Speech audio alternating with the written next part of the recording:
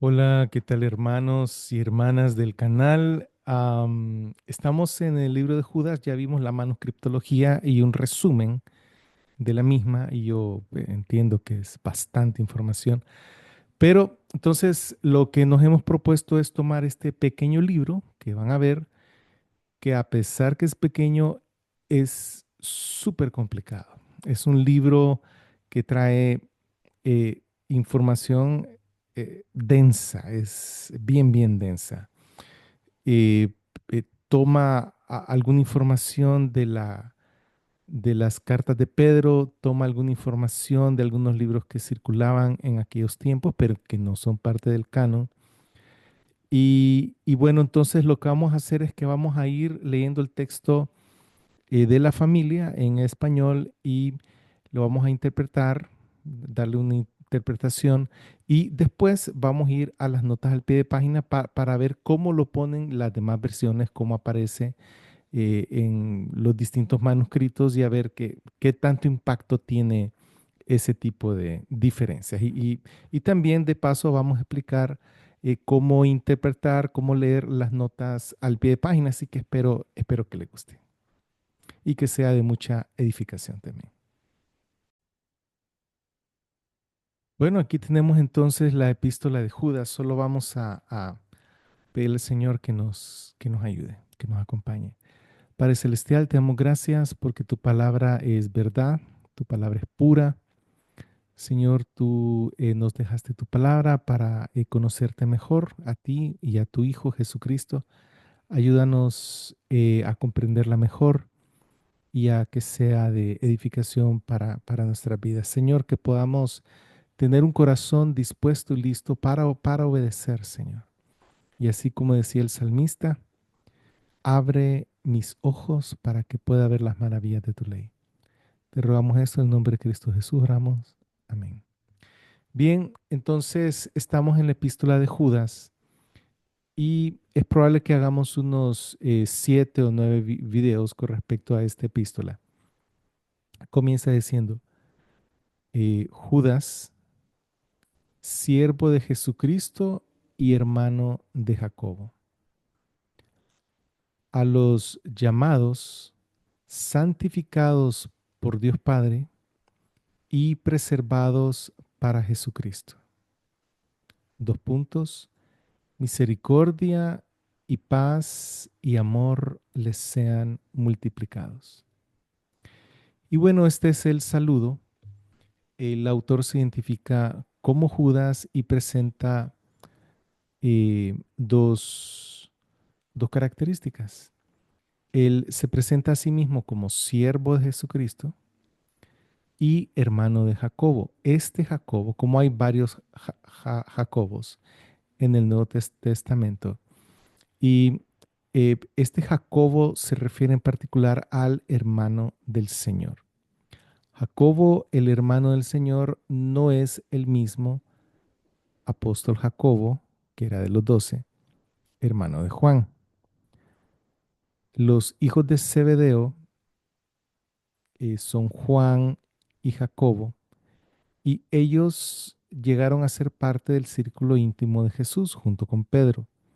Por ejemplo, los tres junto con Jesús subieron al monte de la transfiguración. Jacobo fue martirizado tempranamente en el libro de los Hechos y claro, quedó un vacío ahí, pero Jacobo, el hermano de Jesús, él vino a ser una columna en la iglesia de Jerusalén. Y junto con Pedro y junto con Juan. Entonces, a veces en el libro de los Hechos se puede confundir este Jacobo. Jacobo, el hermano del Señor, fue incrédulo durante el ministerio de Jesucristo, pero, como sale en Juan capítulo 7, pero, pero Jesús se le presentó resucitado. Y eso ha de haber tenido un impacto muy, muy importante en la vida de Jacobo y de esa familia, porque claro, él tuvo que haberle dicho al resto de la familia que había visto a su hermano Jesucristo y que realmente era el Mesías, ¿no? Este Judas es entonces hermano, hermano de Jacobo, que es el hermano del Señor.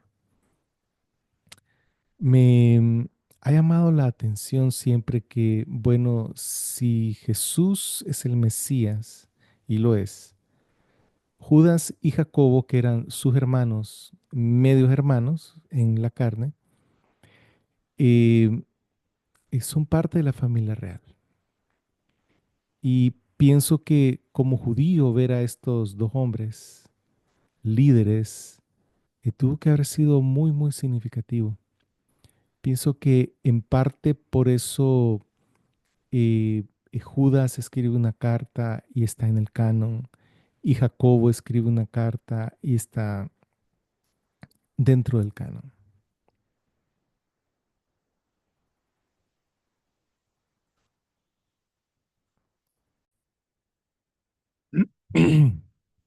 Entonces, cuando él dice siervo de Jesucristo, realmente es un gran ejemplo en humildad. Él está hablando con la verdad cuando él dice que es un esclavo de Jesucristo. Es decir, no por ser su hermano, él viene y menosprecia a Jesucristo. Al contrario, lo pone muy por encima de él, reconociendo a Jesús como el Cristo. Luego de identificarse, entonces él identifica sus remitentes, a los llamados, santificados por Dios Padre y preservados para Jesucristo.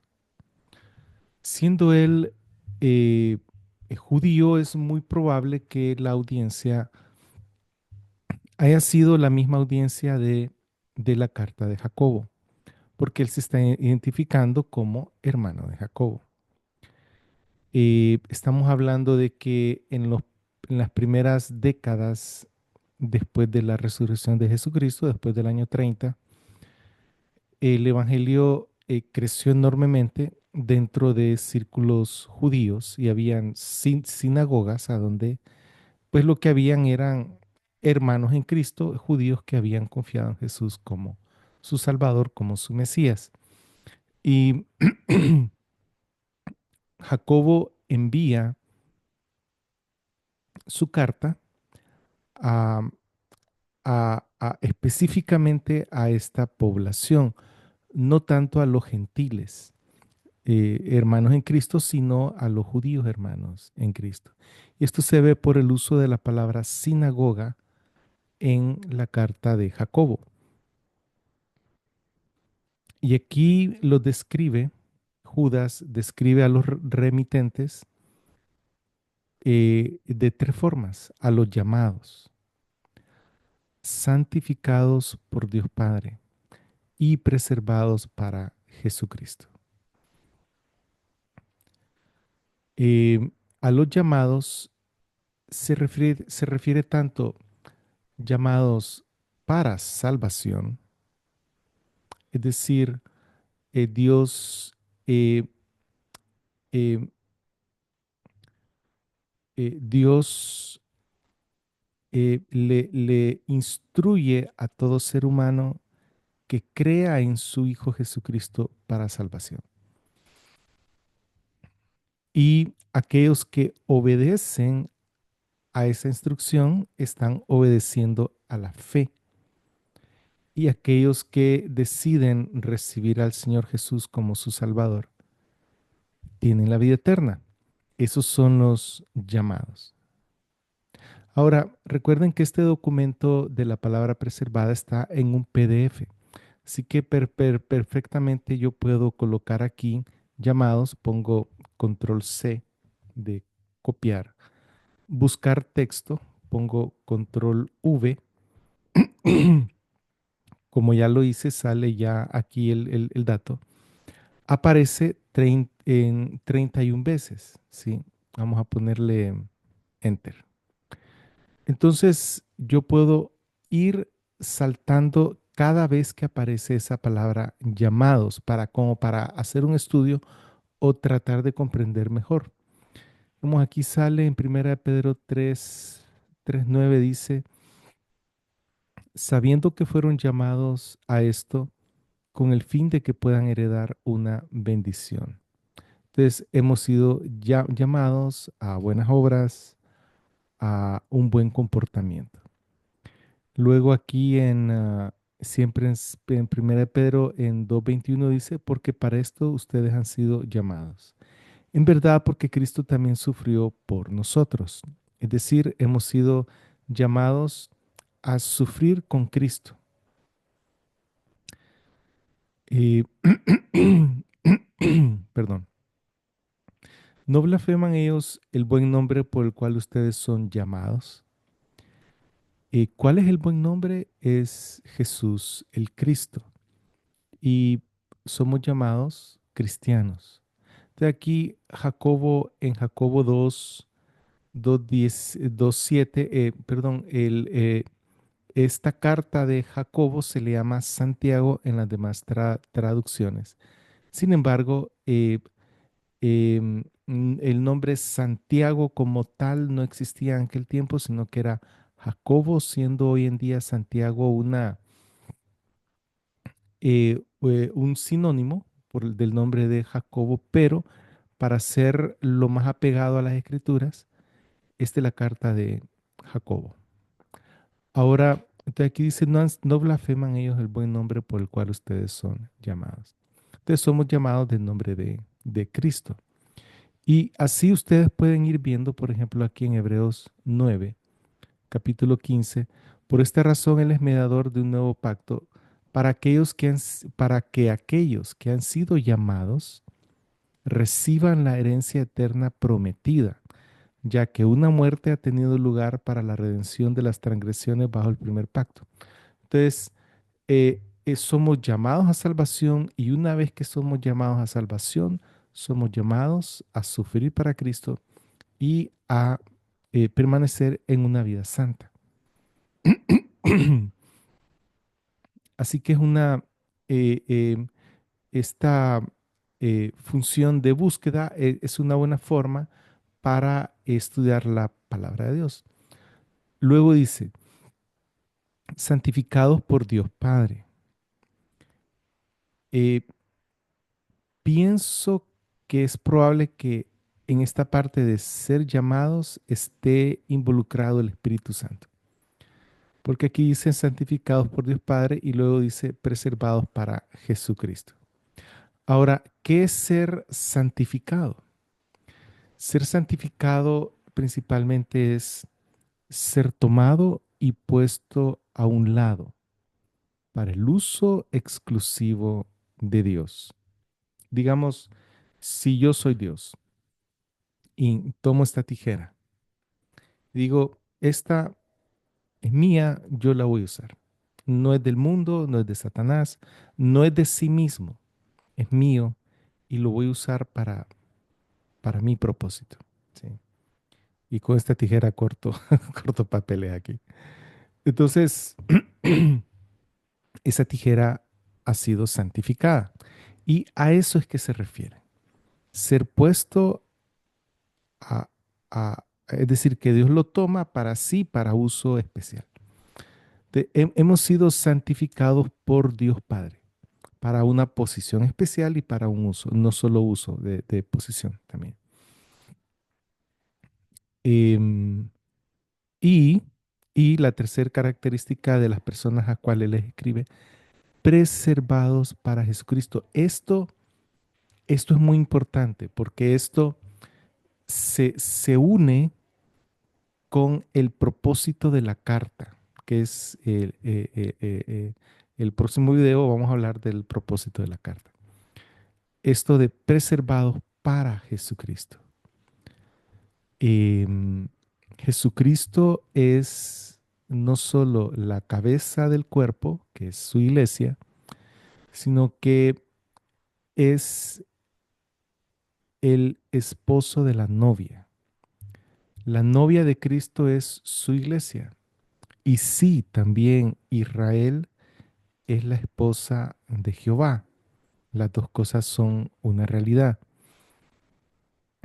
Entonces, eh, nosotros somos preservados para Jesucristo, para nuestro esposo.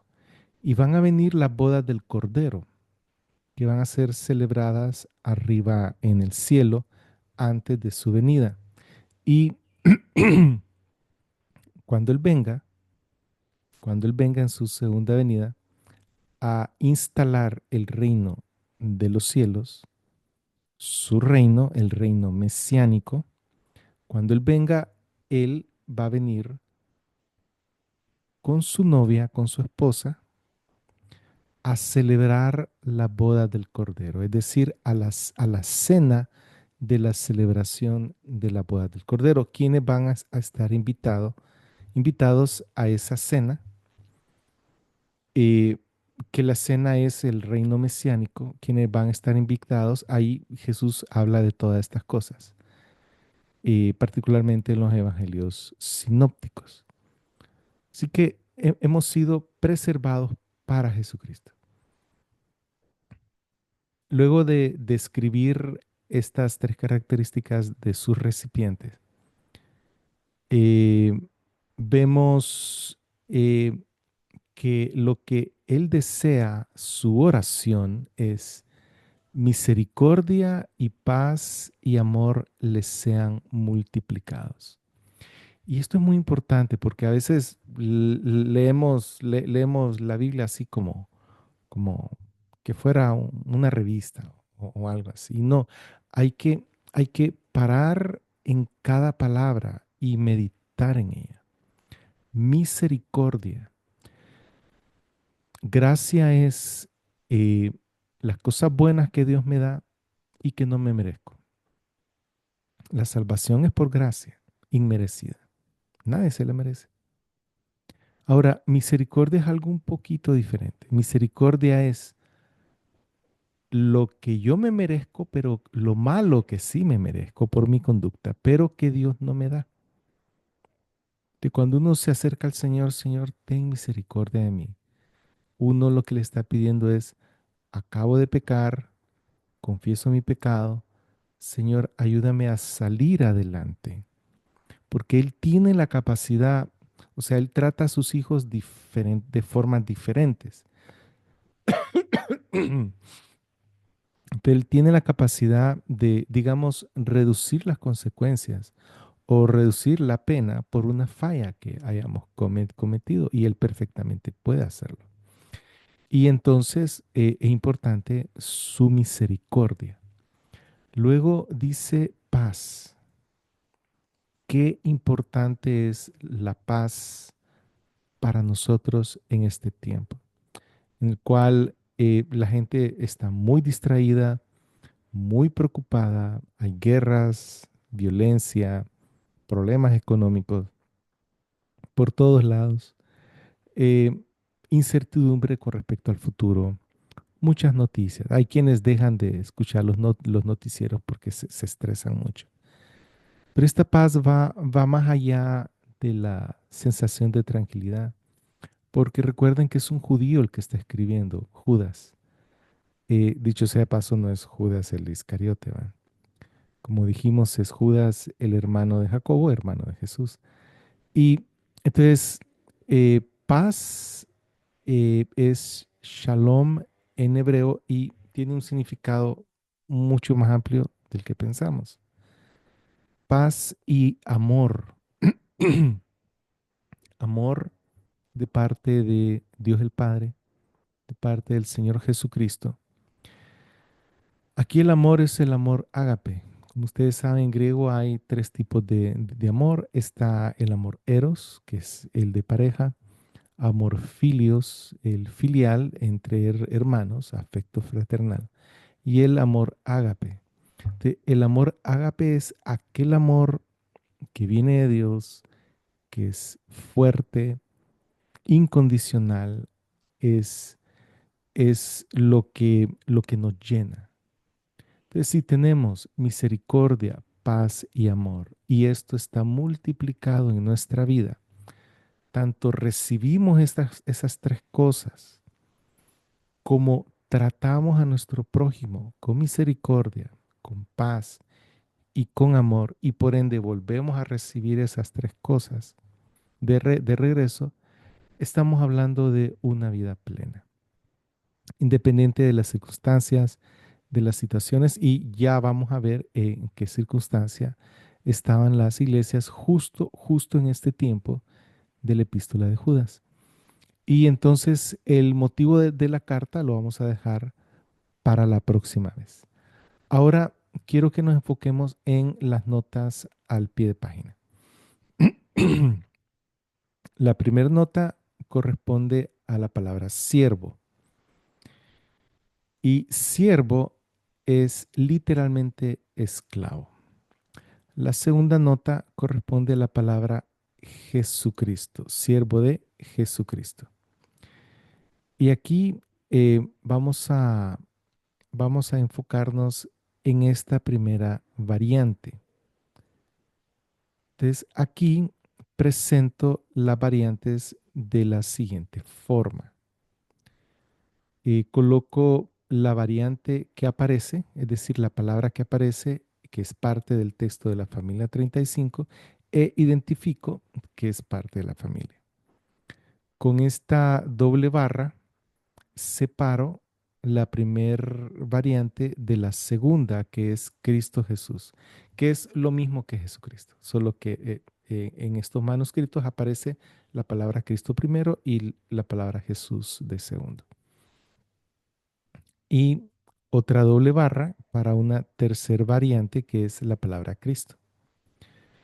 Y entonces tenemos que Jesucristo es la variante de la familia y aparece casualmente en el papiro 72, en el códice sinaítico, en el códice alejandrino, en el códice vaticano.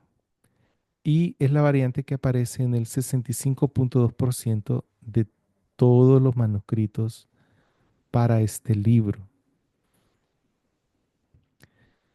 Eh, entonces es la variante mayoritaria, por mayoría simple. Pero no es una mayoría eh, tan grande, ¿sí? Es una mayoría simple. Em, Cada vez que este porcentaje que está descrito, que este es derivado del trabajo del doctor Pickering, cada vez que aparece entre paréntesis, este es un dato exacto. Si este porcentaje aparece entre corchetes, y esto lo explico en la introducción del libro, si aparece entre corchetes, entonces es un porcentaje aproximado. Pero aquí es exacto y por eso ponemos el punto decimal.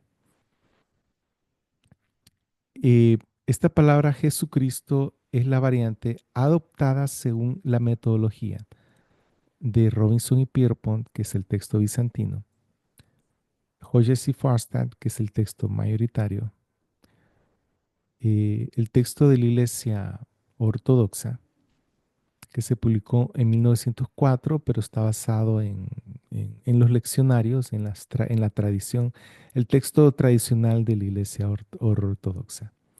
El texto recibido, en el cual está basado la Reina Valera, aunque no siempre la Reina Valera del 60 sigue el texto recibido. El texto académico en boga, que es el texto crítico de Nestle Aland y Sociedades Bíblicas Unidas, que son dos ediciones por separado, pero comparten el mismo texto. Entonces, estas ediciones colocan Jesucristo, porque cada una de ellas, según su metodología, digamos, la Nestle Aland, Sociedades Bíblicas Unidas, NU, se guía por los manuscritos alejandrinos. Entonces, como aquí está el papiro y está, bueno, está el Códice Vaticano y Aleph, entonces, para ellos hay poca duda. Y como estas dos se basan en el texto mayoritario y aquí hay una mayoría, entonces así es como está definida la, la- la- las palabras que ellos escogen como parte del texto sagrado. nosotros nos vamos por el arquetipo de la familia 35 porque no depende de mayoría, no depende de escasos y malos textos como los alejandrinos, sino que depende de la mejor línea de transmisión textual. Para la siguiente variante, que es Cristo Jesús, hay un 34.4% de manuscritos y esta es la variante que aparece en la políglota complutense, o sea que con seguridad la políglota tuvo algunos manuscritos que están aquí en este 34.4% cuando ellos estaban haciendo su edición a principios del siglo XVI, la cual es contemporánea con el texto recibido. Perdón. Entonces tenemos dos ediciones que son contemporáneas, pero que una escoge Jesucristo y la otra Cristo Jesús. Una, que es el texto recibido, tiene Jesucristo y la otra, que es la políglota complutense, tiene Cristo Jesús. Y hay un 0.4% de todos los manuscritos que dicen Cristo. Entonces, para recordar cuál es el 100% en esta base, es decir, este porcentaje de qué estamos hablando. Aquí en la manuscriptología de Judas dice, el Nuevo Testamento fue escrito en griego koiné, existen unos 500 manuscritos griegos de texto continuo. Coloco la palabra unos porque es un aproximado. De aquí, en este dato de las manuscriptologías, en el encabezado, en la introducción, coloco al 100 más cercano, ¿verdad? Entonces, de unos 500, esa es la base que conforma el eh, los porcentajes que aparecen aquí, de 500 manuscritos aproximadamente. Luego tenemos una variante de importancia que es la palabra santificados. Y aquí viene la utilidad también de esta traducción y es la siguiente, que el, eh, esta palabra santificados es parte del texto de la familia 35 y de todas las ediciones, excepto la edición del texto crítico, que es Nestle-Aland. Perdón. Entonces, la palabra que escoge este texto crítico es amados. Y eh, esta es la palabra que aparece en todas las traducciones basadas en el texto crítico, que son eh, la Biblia de las Américas, Dios habla hoy, la nueva versión internacional, nueva traducción viviente, la traducción en lenguaje actual, la Biblia de Jerusalén, las traducciones del Nuevo Mundo y etcétera. Todas las traducciones que aparecieron después de 1960 están basadas en esta edición. Entonces, no hay necesidad de tener abierto aquel montón de ventanas o aquel montón de Biblias para ver qué es lo que dicen. Porque aquí les estamos diciendo básicamente que las versiones modernas tienen la palabra amados. ¿Por qué? Bueno, es la que ellos escogen y la está apoyada por estos manuscritos. Si ustedes ven estos mismos manuscritos que están aquí con la mayoría, justo los mismos ahora aparecen con la minoría, que es un 9.2% de todos los manuscritos. Entonces, desde el punto de vista de la transmisión textual del texto, eh, Amados no fue transmitido hasta el final de la transmisión textual, porque se quedó en el papiro 72 y en estos unciales del siglo cuarto y quinto. Se quedó ahí y no fue copiado más adelante. Em, mientras que la palabra santificados llegó hasta el final de la transmisión textual.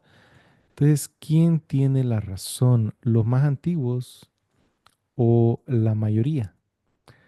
Pienso en mi análisis que quien tiene la razón es el mejor texto, el mejor grupo de manuscritos, la mejor línea de transmisión textual. Y vamos a ver ahora las demás. Tenemos aquí preservados para Jesucristo. Y la palabra para, de hecho, eh, esa palabra en el griego se puede traducir de varias formas.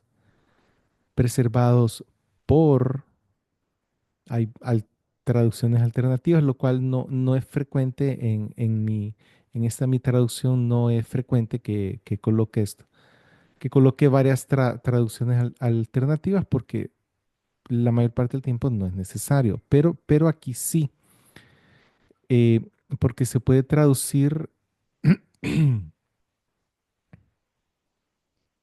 se puede traducir preservados eh, por Jesucristo. En este caso, Él está haciendo la acción de preservar. Se puede traducir preservados a través de Jesucristo. Entonces, Él es el medio por el cual Dios nos preserva. O puede ser preservados en Jesucristo, que es también describiendo que Él es el medio, pero cuando nosotros nos identificamos con su persona en su muerte y resurrección.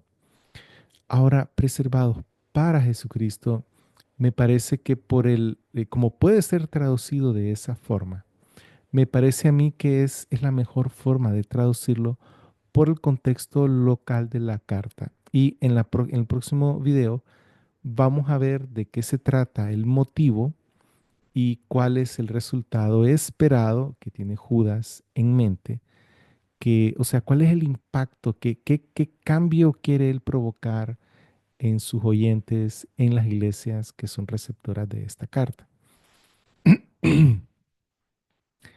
Ahora, Jesucristo, este,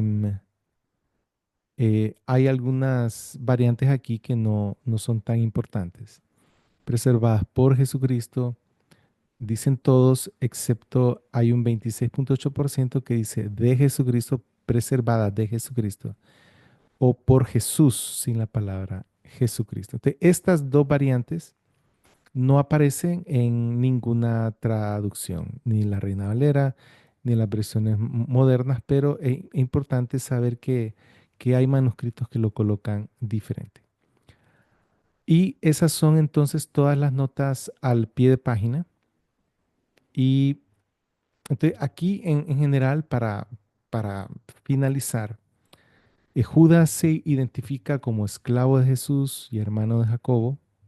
Probablemente a los que recibieron esta carta son el mismo grupo de comunidades judías mesiánicas que recibieron la carta de Jacobo.